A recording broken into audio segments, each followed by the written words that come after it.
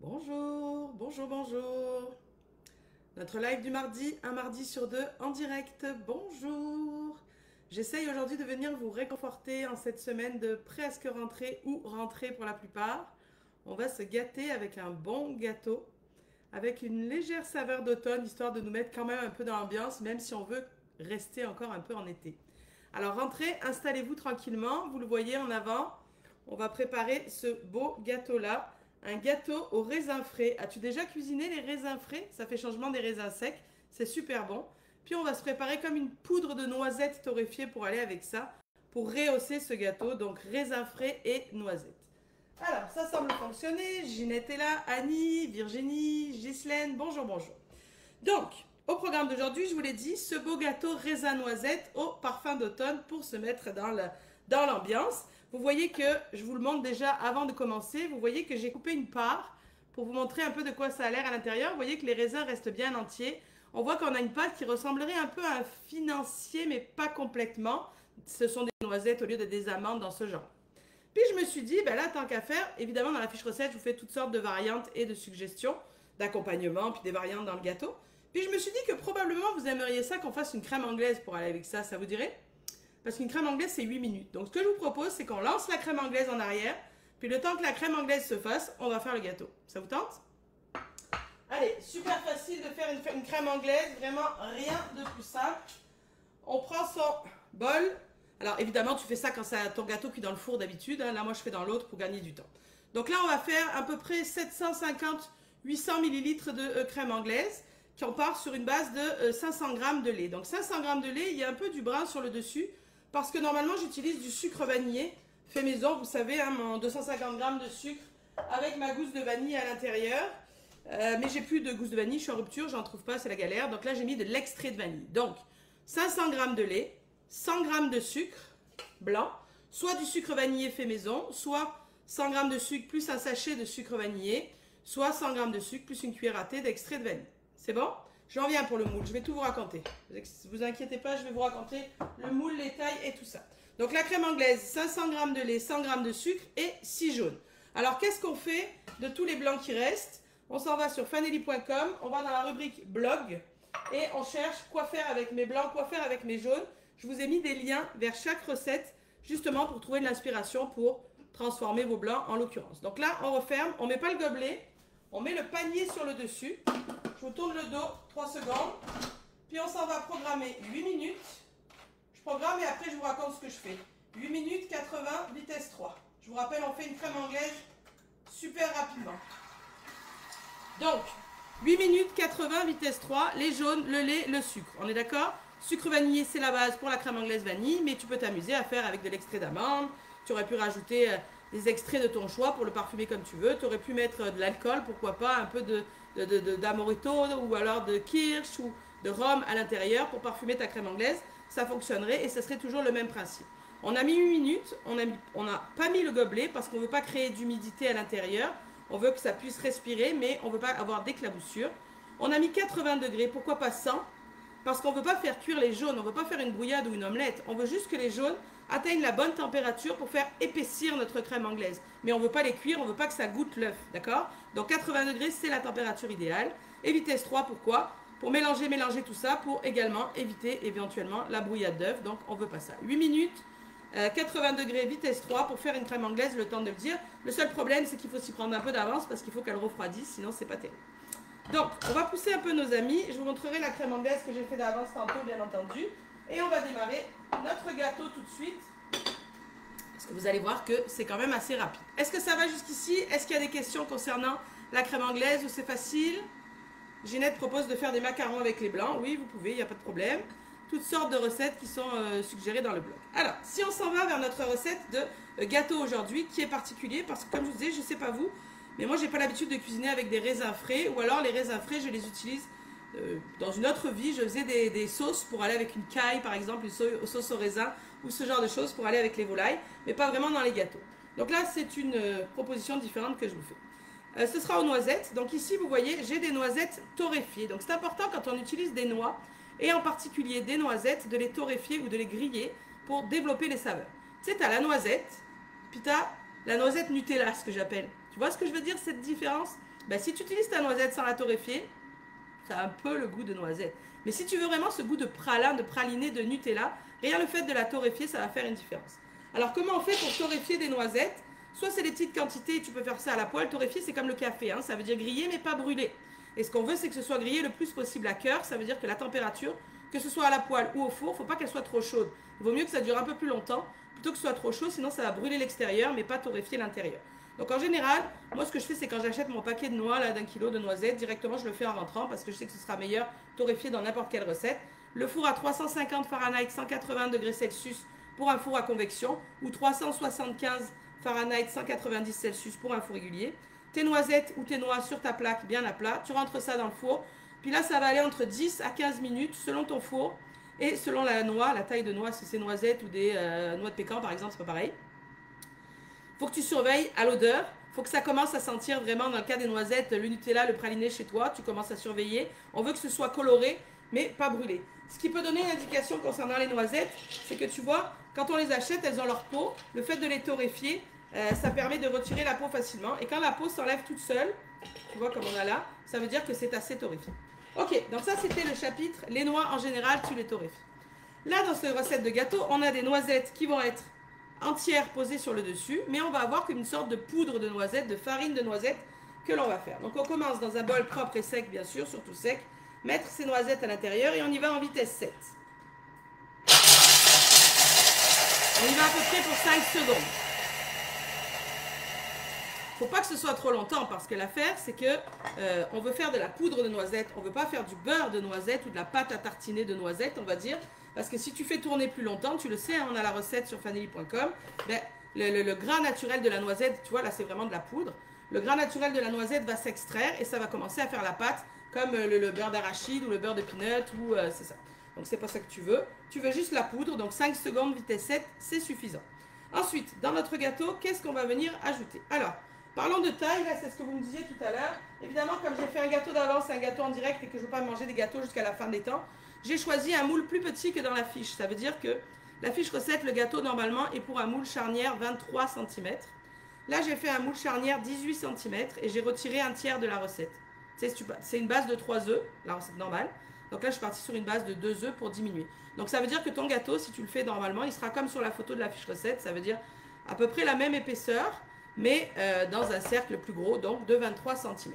Donc je vous donne à l'oral les quantités de la recette de base et non pas ce que je mets là, pour lequel il y a un tiers en moins. Vous me suivez ou c'est compliqué?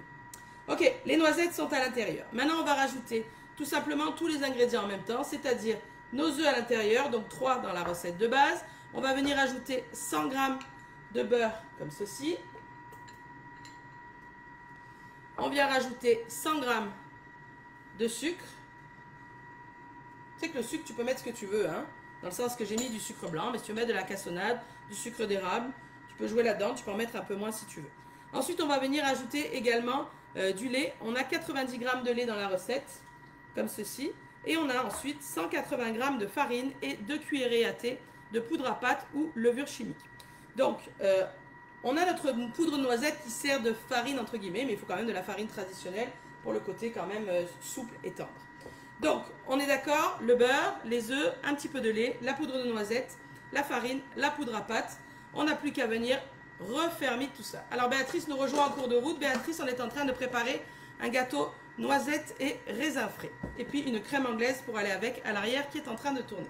Donc là, une fois qu'on a tous les ingrédients à l'intérieur, tout simplement, une dizaine de secondes en vitesse 6. Ça, c'est pareil pour n'importe quel gâteau que tu vas faire.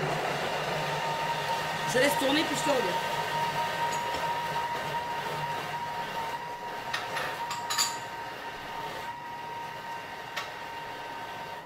Tu sais, mettons que tu aimes ça, adapter des recettes, tu n'es pas obligé de, tu sais, dans la recette, ça veut dire blanchis tes œufs avec ton sucre, fouette, fouette, fouette, fais fondre ton beurre, ajoute ton beurre, fouette, fouette, fouette, rajoute ta farine, fouette, fouette, fouette, tu sais, là, c'est pas la peine, tu peux tout mettre d'un coup, ça va fonctionner parfaitement, puis c'est pas la peine de faire tourner 3 heures. En général, en 10 secondes, vitesse 6 ou vitesse 7, c'est suffisant. Alors, ça donne une pâte épaisse, c'est normal, ne vous inquiétez pas. Je vous l'ai bien marqué dans la fiche recette pour pas que vous vous inquiétiez. Donc, on récupère un maximum, on fait redescendre pour que ce soit plus facile après à ressortir, plutôt que de faire de la gymnastique dans les airs. D'abord, je fais redescendre comme ça sur mon comptoir. Ensuite, j'attrape mon moule que je vous ai montré. Tu n'es pas obligé de le chemiser de papier comme j'ai fait. Tu peux simplement le graisser si tu le souhaites. Moi, j'aime toujours mieux mettre un papier. Je déteste quand je fais un gâteau et que je galère à le démouler, ça m'énerve. Ensuite, donc, on attrape son bol de la bonne façon pour être confortable. La spatule par ici. Et là, on s'en va pour sortir notre belle pâte à gâteau bien épaisse. Alors, pendant qu'on fait ça, parlons un peu des variantes. On a dit qu'on faisait aujourd'hui un raisin frais noisette, d'accord? Déjà, qu'est-ce qu'on pourrait varier dans cette recette? Qu'est-ce qu'on pourrait remplacer? Qu'est-ce qui pourrait être changé dans cette recette? On a dit que les sucres, ça n'avait pas d'importance, on est d'accord.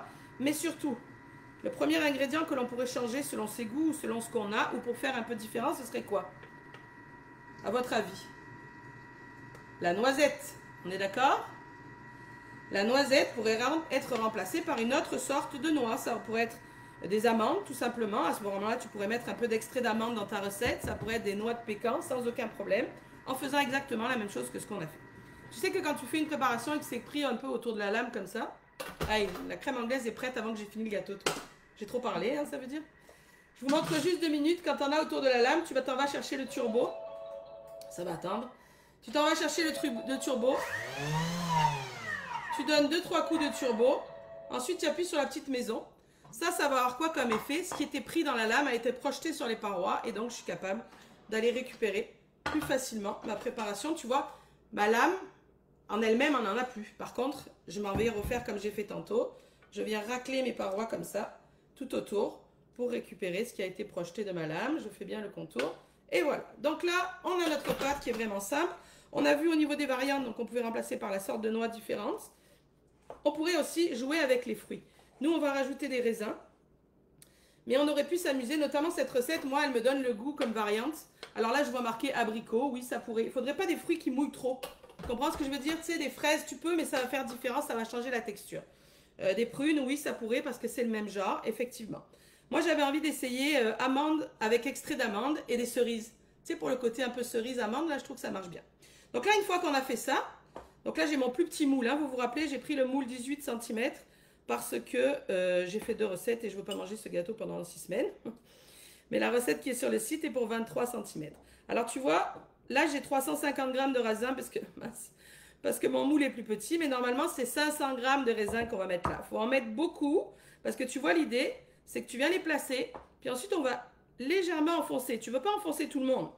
Tu veux en enfoncer une partie et qu'il y en ait une partie pour la surface. Ensuite, tu te rappelles, j'ai dit qu'on n'avait pas tout utilisé nos noisettes. Donc, on vient rajouter nos noisettes comme ça aussi sur le dessus, qui vont finir de torréfier, de griller, qui vont se rentrer un peu dans le gâteau parce que tu vois, ça, dans ce moule-là, rempli comme ça, c'est la même chose que celui-ci. Puis tu vois, on voit mes noisettes sur le dessus, on voit que les raisins sont rentrés à l'intérieur et voilà. Donc là, je vois des belles variantes, je vois les poires, je vois les pommes. Oui, bonne idée, amandes, pommes, ça irait bien aussi dans cette recette. Il ne faudrait pas une pomme qui mouille trop, mais ça pourrait. La cuisson.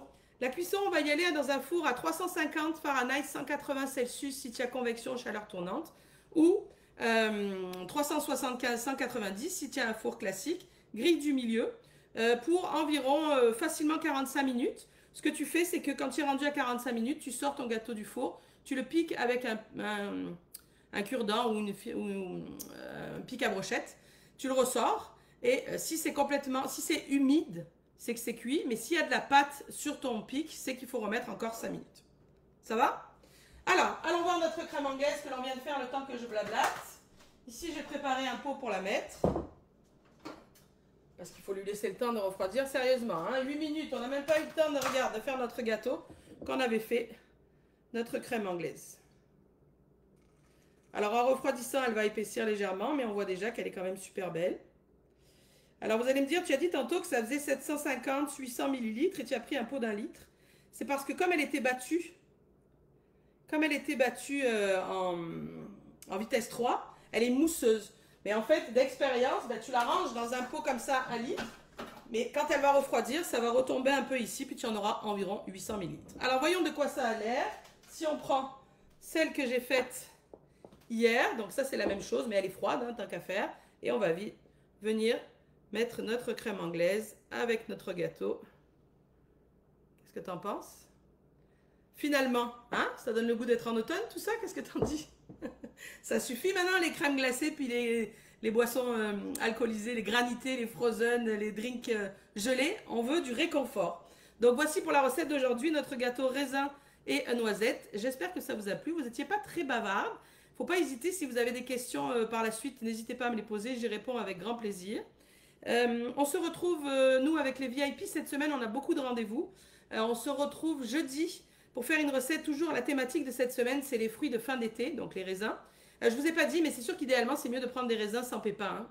Si tu n'y en as pas, c'est pas grave, mais c'est quand même plus agréable si tu as des raisins sans pépins.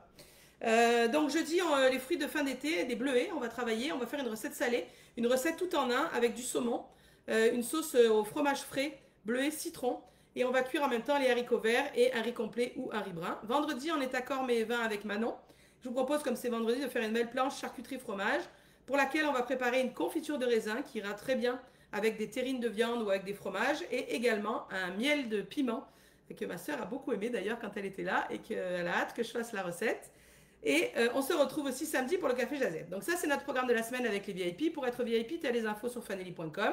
La semaine en 15, quand on se retrouve ensemble, on est vraiment focus rentrée parce qu'il y a un décalage entre le Québec et la France pour la rentrée. Nous, au Québec, ils sont rentrés, vous, c'est un peu plus tard. Donc, on va faire entre les deux. Dans 15 jours, on se met en mode, je m'organise pour la rentrée, je veux que ce soit facile, je veux que ce soit simple.